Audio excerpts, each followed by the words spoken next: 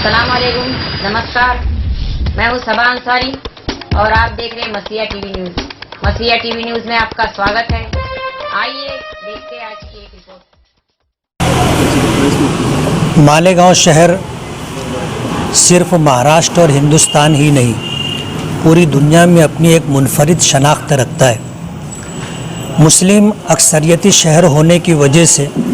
मुल्क की फ़िरका परस्त पार्टियाँ, फ़िरका परस्त जमातें मालेगांव को बदनाम करने की पूरी कोशिश करती हैं। 2006 और 2008 का बम ब्लास्ट इसी पस मंज़र में किया गया था कि ब्लास्ट से पहले फ़िरका परस्त हिंदू ये पूछा करते थे कि मालेगांव का क्या हाल है, मालेगांव का क्या हाल है। उनको पहले से पता था कि मालेगांव में इस तरह की कोई बड़ी घटना होने वाली है। मालेगांव मस्जिदों का, मदरसों का, मीनारों का शहर है। अभी आप देखोगे कि मुल्क में जब NRC और CA को लेकर के जो एहतजाज शुरू हुआ था, मालेगांव ने उसमें अपना एक मकाम बनाया और मुल्क की सबसे बड़ी ख़वातीन की एहतजाजी रैली मालेगांव के अंदर निकाली गई। और मालेगांव के अंदर जो है इस रैली के निकलने के बाद पूरे मुल्क में ख़वातीन को जो है इस बात का एहसास हुआ कि हमें इस एहतजाज के अंदर पूरी शिद्दत के साथ हिस्सा लेना चाहिए। और हमें यकीन है कि ख़वातीन की ये एहतजाजी रैली के पीछे जो कुर्बानियाँ थी वो कारामद होंगी। इंतखाबात होते हैं और ये जमहूरियत का एक बड़ा हिस्सा है, और इंतखाब जब होता है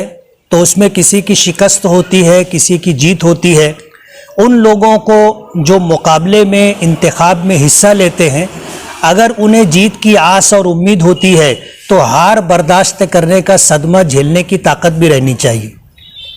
और अगर हार बर्दाश्त ना हो तो फिर इंतखाबात में या मुकाबले के अंदर आदमी को हिस्सा नहीं लेना चाहिए।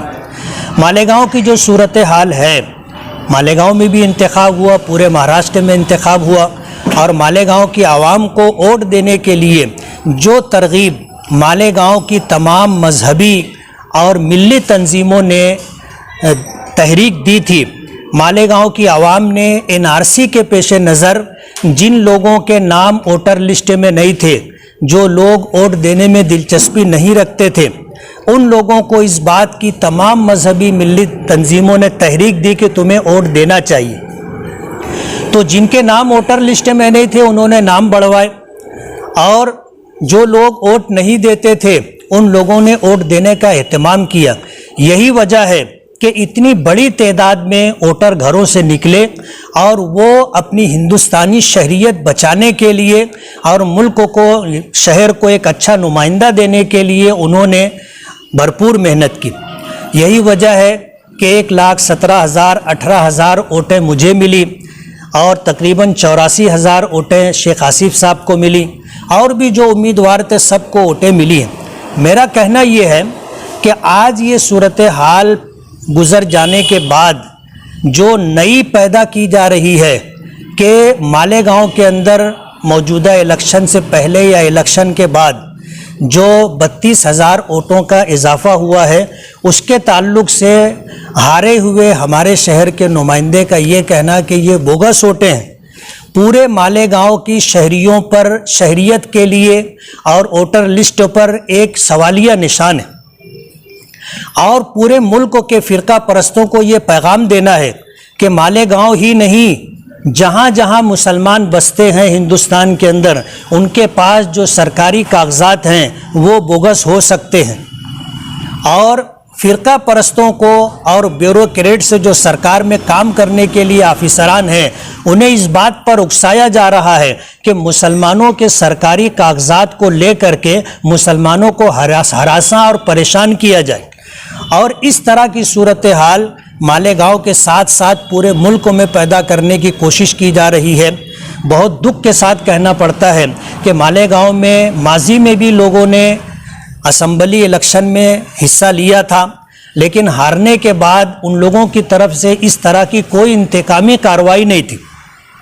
लेकिन शेख आसिफ साहब जब से हारे हैं उस वक्त से लेकर के आज तक पूरे शहर के उन तमाम वोटरों के साथ जिन्होंने वोट दी थी, या वो लोग जो इस मुल्क के, इस शहर के शहरी हैं, उन्होंने वोट में हिस्सा नहीं लिया था, उन तमाम लोगों को परेशान करने की कोशिश की जा रही है। चाहे वो मजदूर हो, चाहे कारखानेदार हो, चाहे साइजिंग का मालिक हो, या ज़िंदगी के और शोबों में जो लोग हैं, उन लोगों को जिस तरह उकसा करके आपस में लड़ाने की कोशिश की जा रही है, ये मालेगांव के लिए इंतहाई नुकसानदेह है। हमारे लिए तो ये बात खुश आइंद है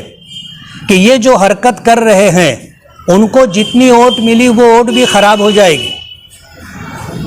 जो लोग उनको मान करके उनको वोट दिए थे, जाहिर बात है ये परेशानी और ये लटकती हुई तलवार उनके ऊपर भी होगी, तो उनको जो वोट मिली है वो भी ख़राब हो जाएगी। हमारे लिए तो ये खुशाइन बात है, लेकिन हम अपना मफाद ना देखते हुए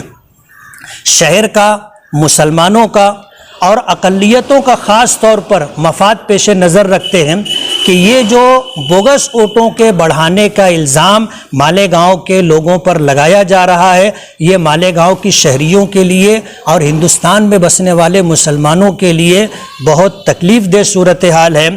और ये मैं बता देना चाहता हूँ कि मालेगांव के अंदर बोगस वोटों का बढ़ाना और मालेगांव में बोगस वोटिंग करना किस सियासी पार्टी का और उनके ज़िम्मेदारों का काम है, मालेगांव के लोग पूरी अच्छी तरह से जानते हैं। लेकिन आज इस तरह के हालात पैदा करके पूरे शहर के मुसलमानों पर उनकी शहरियत बोलो,